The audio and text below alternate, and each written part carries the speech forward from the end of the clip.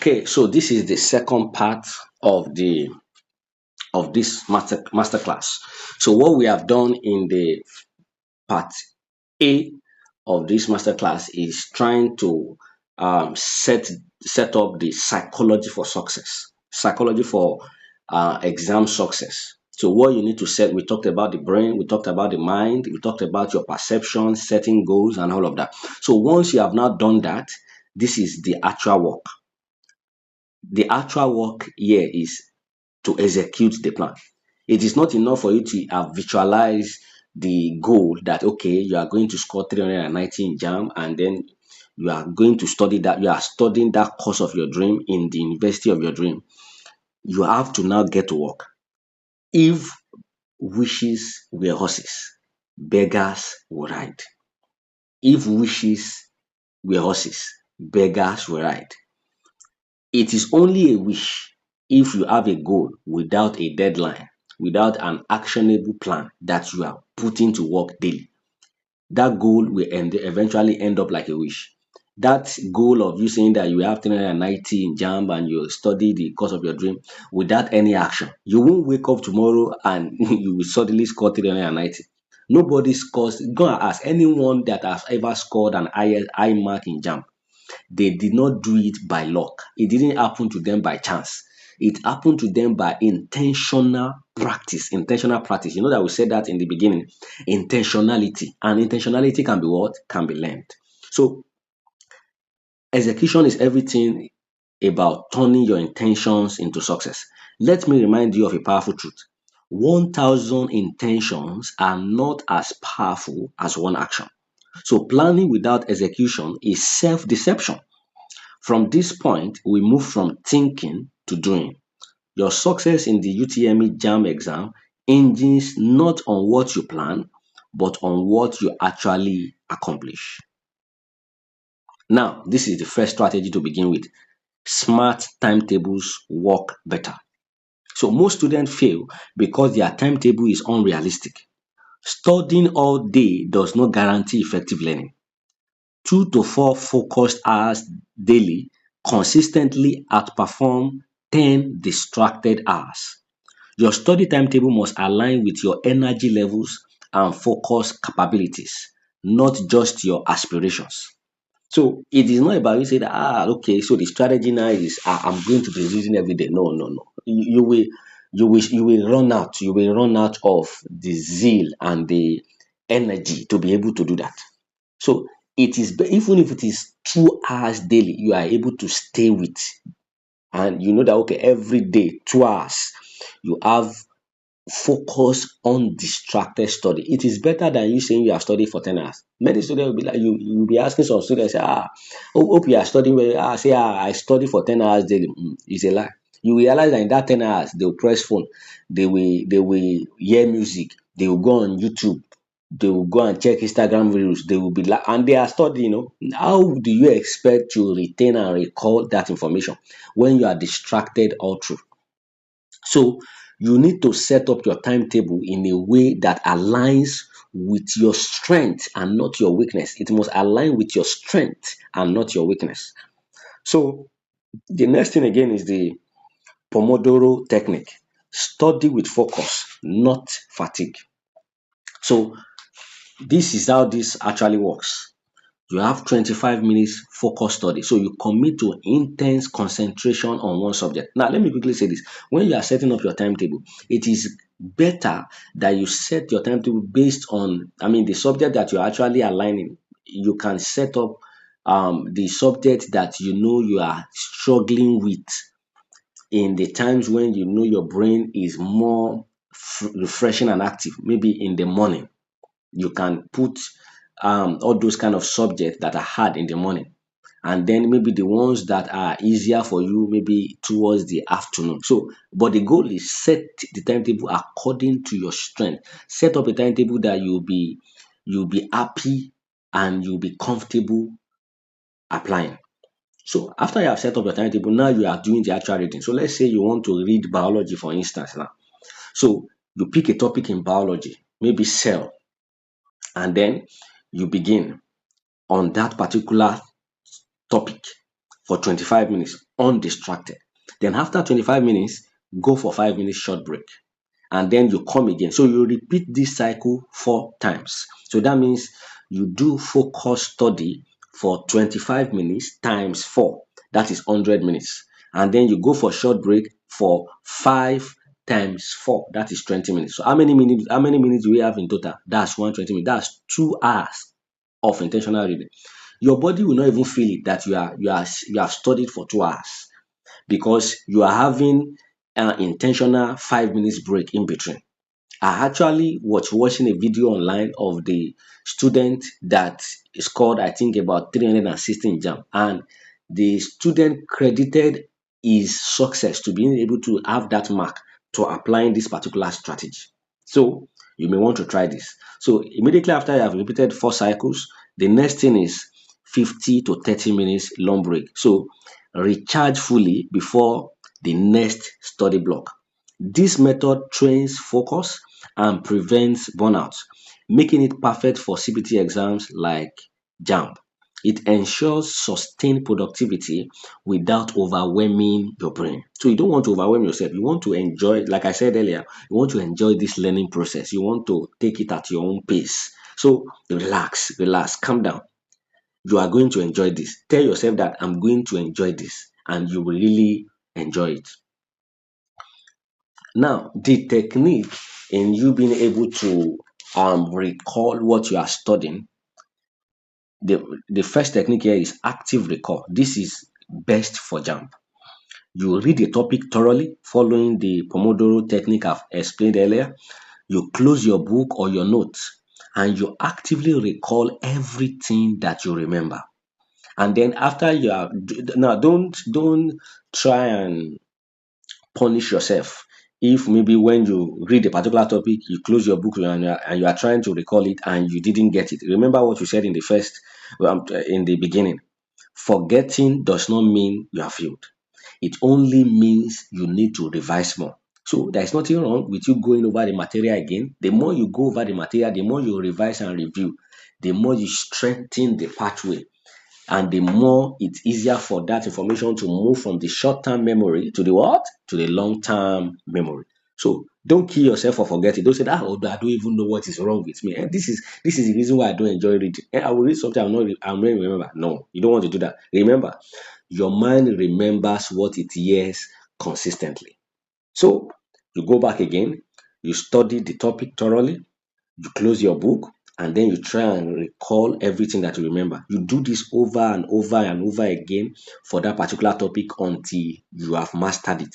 So you check your note for accuracy and gaps. So maybe some place that you probably didn't remember. In fact, a good practice is you try and write down what you are remembering from that particular book that you have just that topic that you have just read, and then you now go through your note and see, okay, where the mistake is, okay, the one that you didn't get well, and then you keep doing this. So this technique forces your brain to retrieve information, strengthening memory pathways.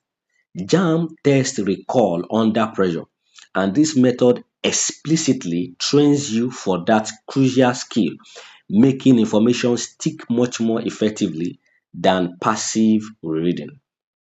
Now, another technique here, this will be very valuable to you for written exam. So we call it the SQ3R. That's survey, question, read, recite, review. So what is survey? You skim through headings, introduction, and summaries to get the big picture. So you are not doing an active reading here. You are just skimming through, just to have a general overview of that particular topic. So either in your notes or in your textbook, you go through it, and then the next thing is you formulate questions based on the headings and your initial survey. So maybe after while you are going through the survey, you turn a particular subheading to a question. So maybe a subheading says cell as a functional unit. Then you turn it to a question. Why is cell a functional unit? So, and then you keep doing that for all the headings and all the major highlights um in that particular chapter, if it is a textbook you are reading, or in that particular part of your notes. And then the next thing is you actively read to find answers to your questions. So what you are doing is like when you write down why is cell a functional unit. So when you are reading through that particular session, you make sure that you are able to get the answer, the actual answer of why a cell is a functional unit. And you do that for all of the questions that you have written down. And then the next thing is you summarize the main points in your own words immediately after reading. So after you have already figured out the answers of those questions that you have, those headings that you have turned to question, you now try and see if you can put it in your own word. You can summarize it in your own word. You being able to put it in your own word shows that you have gotten an understanding and is grasping of that particular topic. And this particular technique is not only relevant for why it can also help you in JAM in understanding the material. You can still use the previous method I mentioned, the active recall, you trying to recall what you have studied. But before you can, memorize anything and know that you have actually understood, you need to first understand that material first. Understanding is the first goal before memorization. And then you review. So regularly go over your notes and answers to reinforce learning. So you keep doing this over and over. Remember, as you are doing this over and over, as you are constantly exposing yourself to the material, remember, you are strengthening the neural pathway, making it easier for you not to ever forget. So this comprehensive method builds deep understanding, which is excellent for theory-based exams like WAEC and NECO. So prioritize understanding first, then focus on memorization. Now, another technique that works effectively is what I call the teach back. So if you can teach it, you know it. So try to explain a topic aloud as if you are teaching a junior student or a friend. So you can just be talking to yourself in the house and be like, okay, be explaining that, okay, probably you tell yourself that, okay, you want to teach, you just finished reading a topic called cell in biology. So now close your notes, close every material, and then do as if you are teaching a particular student what cell is, and then see how well you are progressing in that particular study. And then maybe if at some point you want to actually do this and it's not working, guess what? Go back again, study again. Forgetting doesn't mean you have failed. So go back again and then study the material again and then employ the strategy again. And you can actually, beyond you just talking to yourself, you can actually teach your friend. Maybe if there is any of your friend that probably didn't understand a particular topic, attempt to teach them. The more you teach, the more you learn. So if you struggle to articulate a concept or find yourself fumbling for words, you have pinpointed a weak area in your understanding. This method is incredibly effective at identifying and destroying difficult topics much faster than simply rereading. It forces you to simplify complex ideas, demonstrating true mastery. Now, smart memorization tools. So we have mnemonics. So create memorable phrases or sentences for sequences or lists. So an example here is this every good boy does fine is actually an example for a musical note. So you can, if there are some particular segment of the topic you are studying that has to do with, you listing a particular thing, or maybe some things are actually in a particular sequence, maybe like the first 30 element, for instance, you can form a mnemonics and you try and see how you can structure that particular first 30 element, you remembering it in a memorable phrase, something that will be easier for you to remember.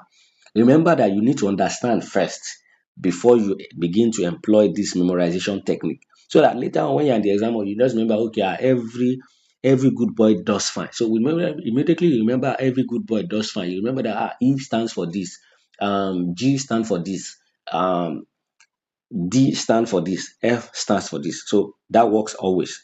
And then acronyms. Form words from the first letter of the items to remember. So for example, Roy beef is for the colors of the rainbow. So instead of you trying to remember that, okay, the colors of the rainbow is red, orange, yellow, green, blue, indigo, violet, you just remember Roy beef. So you can use some of those strategy to remember what's it called now, to remember some certain things that you are studying. And then another one is visual links. Associate information with vivid images or mental maps, especially powerful for biology, government, and complex formulas. So when you are studying, if you want to remember some certain things, maybe in chemistry, Boyle's law, for instance. So what does Boyle's law states? So it states that the volume or a fixed mass of a gas is inversely proportional to the pressure, and begin to form as in like form a visual link. Okay, the volume of a fixed mass of a gas, okay, the volume is inversely proportional. So that means if the volume is bigger, the pressure will be smaller. If the pressure is bigger, the volume will be it will be smaller. So try and form a visual link when you, I mean, like try and see the imagery of what you are actually studying. And one of the amazing way you can do this is you can go on YouTube. I mean, this is an amazing time to be alive. So if probably going through your school note or your textbook is not giving in, it's not helping you to form enough mental images that will help you remember that particular topic, go on YouTube. I mean, there are some teachers on YouTube that they will use instructional material, a visual representation of what they are actually teaching. And that way, it helps you to solidify your learning and understanding of that particular topic. So later on, when you are doing your CBT practice and maybe a topic like that comes out, you are able to remember the topic from the mental imagery when you were, watching a particular video, or when you are trying to form a an image of that particular reality in your mind. So remember the golden rule of memorization: always ensure you understand the concept fully before attempting to commit it to memory. Understanding makes recall much easier and more meaningful. I can't stress this, that point, more meaningful. There are some students that they will cram a particular definition, and then when they get to the exam hall, just a simple is, that auxiliary verb is, if, that they did not remember, will make them forget the rest. That's not a good way. But if you have already understand that particular topic, you understand it thoroughly, every memorization technique that you are employing here will be very easy, because you now have an, so even if you are not able to completely remember the what's it called now, the exact thing that was said, the way it was said, the fact that you understood it will help you to put it in your own words. Now, CBT software, practice with purpose. Engaging with CBT practice software is not merely about achieving high scores. It is a strategic tool for identifying your weak topics. Students make this mistake. They will be like, the first time when I did it, I scored 150. Then they will go again, I scored 300. Okay, they will go again, they say, I scored two. No, it's not about scores. It is to know your weakness, to know your weak point, to know the topics that you are still struggling with, to know the subject that you are still struggling with. So the process should be cyclical. Take a test, meticulously analyze your mistake, return to your study materials to reinforce understanding, and then retest. So all the CBT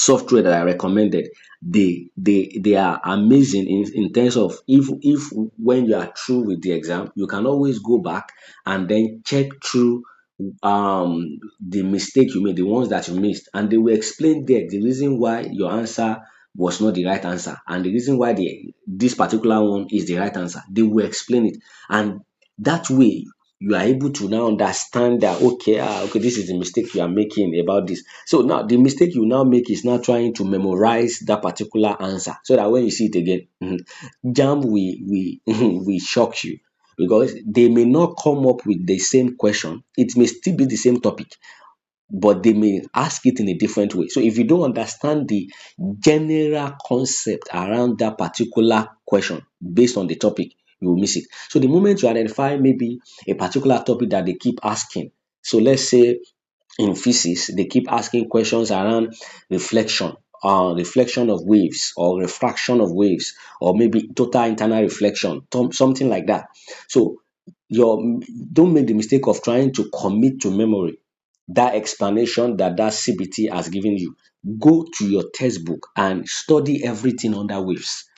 Study all the properties of waves, talking about reflection, refraction, diffraction, all or everything that is to know about that particular topic. Go and understand it, so that later on, if decides to ask you something about refraction or something about diffraction or total internal reflection, you are able to attempt it headlong.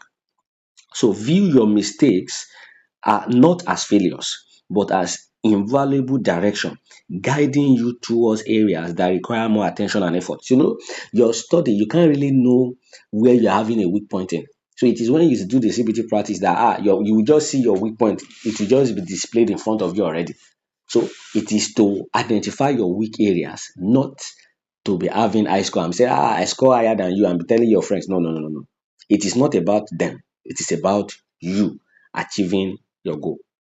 Now, what top candidates do differently?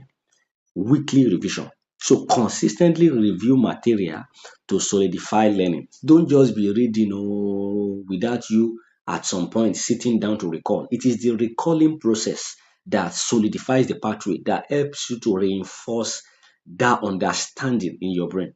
So weekly, always, okay, all through the week, let's say from Monday to Saturday, you can choose Sunday as the day that you do your weekly revision. Okay, all you have studied so far that week, try and give yourself an exam, form questions, and then try to attempt it by yourself to see if you have been able to fully capture everything that you have done that week. If that's not the case, the following week, go over those materials again. Don't just be jumping topics to topics to topics to topics to topics. No, that won't work effectively. Understand and make sure you are able to actively recall a particular topic first, so that if jam makes the mistake and ever ask you a question on that topic, they have entered trouble. So you make sure you thoroughly understand and grasp everything that you need to grasp in a particular topic first. And if you see that you have not been able to grasp it enough, and go over some of the materials on YouTube. I mean, ChatGPT is there. Ask it to simplify and help you to understand that particular topic. After you have done that, and you now see now that you now have an understanding, even if it takes you 2 weeks or 3 weeks, do it. After you are done, don't say that time is going, what? No, no, no, no, no. Understand the topic first. So after you have understood it, then move on to the next one. So control distractions, minimize interruptions for deeper focus. When you are studying, put your phone aside. Make sure you are in an environment where you cannot be disturbed, when you cannot be distracted. You want to do focused and intentional study. So minimize your distraction. Remove everything that will distract you in your environment. Prioritize sleep. Ensure adequate rest for optimal brain function. And this is one thing that students do mostly. They will deny themselves of sleep. If you deny yourself of sleep and then you keep reading, and you are not allowing your brain to reboot and to reset, because sleeping is a time that your brain uses to reboot and reset. And you may it not happen to you that what you have now labored for and studied for, now you have entered into the exam room, you are now experiencing what we call brain fatigue. Your brain is tired. You are not even, I mean, like, you are seeing questions in front of you that you know, but you are just tired. You don't you lack the zest and the will to go through. That happens to most students. They just get to the examination and then they are just tired to do anything. And that's not the goal. The goal is for us to secure that score, that goal that you have written down. So have enough sleep. Have enough sleep. Me personally, if I see that, okay, I want to read in the night and it's not working for me and the sleep is disturbing me, I will sleep. Because if you don't prioritize sleep, it is your brain that you want to use in getting those information stored and you being able to recall. And if that your brain is calling for sleep, now I'm not saying that you should not sleep and keep sleeping because tutor Antonia has said you need to sleep. Oh yeah, sleep. No, that's not what I mean. But at least when you need to rest, when your brain needs to rest, give it that rest, at least 3 to 4 hours rest. Then speed and accuracy. Practice both to master exam conditions. So it is not just you being accurate, being able to pick the right answer. You are also able to pick the right answer in the shortest time possible. Remember, JAMB is 2 hours 15 minutes. That's how many minutes in all? That's one. I think that's 120 plus 15. That's 135 minutes, and you are using 135 minutes to answer 180 questions. Can you see? So which means that you can't even spend 60 seconds on a particular question. You are expected to spend nothing less than 30 seconds in a particular question. So, and this is one of the things that you will achieve with the CBT practice. The more you do the CBT practice, you are able to see how well you are able to manage time effectively. And the amazing thing about this CBT, some of this CBT software, is that you are able to know how many minutes after you have submitted the exam. You're able to know how many minutes, how many seconds or minutes you spent on a particular question. So that way, you are able to know that you are taking so much time on a particular question. It helps you next time to be more fast. It is not about accuracy. It's about what? Speed and accuracy. And then stay consistent. Maintain effort and discipline until exam day. Maintain it. So don't say, exam is approaching. You now begin to slack on the way you are preparing. Keep preparing until the exam day. Until the exam day. So this habit form the bedrock of exceptional performance, setting apart those who merely prepare from those who truly excel. So your success is a choice. So from what we have achieved so far in this masterclass, I guarantee you that if you follow everything that I have talked about, there is no way success is not guaranteed. You now possess the knowledge of what needs to be done. The critical difference between success and failure lies solely in application. If you commit to applying these strategies consistently, the JAMB exam will not be an obstacle to overcome, but a powerful stepping stone. It will launch you towards the future you aspire to achieve. I have unwavering belief in your potential for success. Now, go forth and do the work. Remember, your success is a choice. Make sure to go over everything that I've discussed here. You can use this particular masterclass always as your motivation. Maybe if you get to a particular time when you are losing. Remember, I said that motivation is fleeting, but probably if you still want to reinforce yourself again with the needed drive and zeal to keep pushing and keep going on, you can go over this class again, over and over again. The goal is to achieve the goal that you have written down. And yes, I'm expecting to see your results.